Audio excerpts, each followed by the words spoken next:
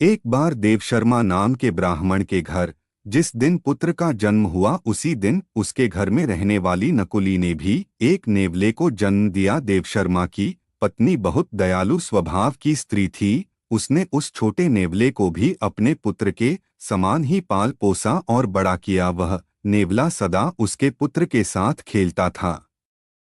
दोनों में बड़ा प्रेम था। देवशर्मा की पत्नी भी दोनों के प्रेम को देखकर प्रसन्न थी, किंतु उसके मन में यह शंका हमेशा रहती थी कि कभी यह नेवला उसके पुत्र को न काट खाए। पशु के बुद्धि नहीं होती, मूर्खतावश वह कोई भी अनिष्ट कर सकता है। एक दिन उसकी इस आशंका का बुरा परिणाम निकल आया। उस दिन देवशर्मा की पत्नी अपने पुत्र को एक वृक्ष की छाया में सुलाकर स्वयं पास के जलाशय से पानी भरने गई थी। जाते हुए वह अपने पति देवशर्मा से कह गई थी कि वहीं ठहरकर वह पुत्र की देख रेख करे, कहीं ऐसा न हो कि नेवला उसे काट खाए। पत्नी के जाने के बाद देवशर्मा ने सोचा, नेवले और बच्चे में गहरी मैत्री है, नेवला बच्चे को हानि नहीं पहुंचाएगा। यह सोचकर वह अपने सोए हुए बच्चे और नेवले को वृक्ष की छाया में छोड़कर स्वयं भिक्षा के लोभ से कहीं चल पड़ा। दैववश उसी समय एक काला नाग पास के बिल से बाहर निकला। नेवले ने उसे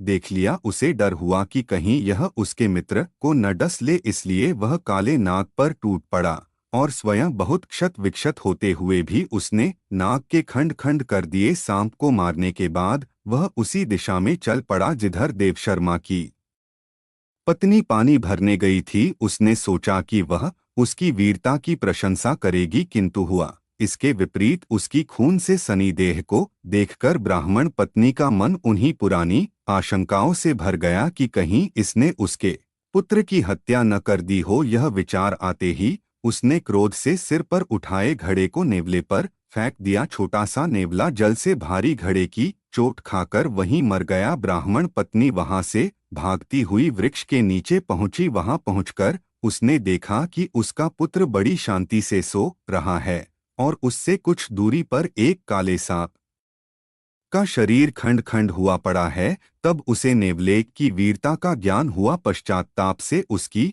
छाती फटने लगी। इसी बीच ब्राह्मण देवशर्मा भी वहां आ गया। वहां आकर उसने अपनी पत्नी को विलाप करते देखा तो उसका मन भी सशंकित हो गया, किंतु पुत्र को कुशल पूर्वक सोते देख उसका मन शांत हुआ। पत्नी ने अपने पति देवशर्मा को रोते रोते नेवले की मृत्यु का समाचार सुनाया और कहा, मैं तुम्हें यहीं ठहर कर बच्चे की देखभाल के लिए कह गई थी, तुमने भिक्षा के लोभ से मेरा कहना नहीं माना, इसी से यह परिणाम हुआ। सीख, बिना विचारे जो करे सो पाछे पछताए।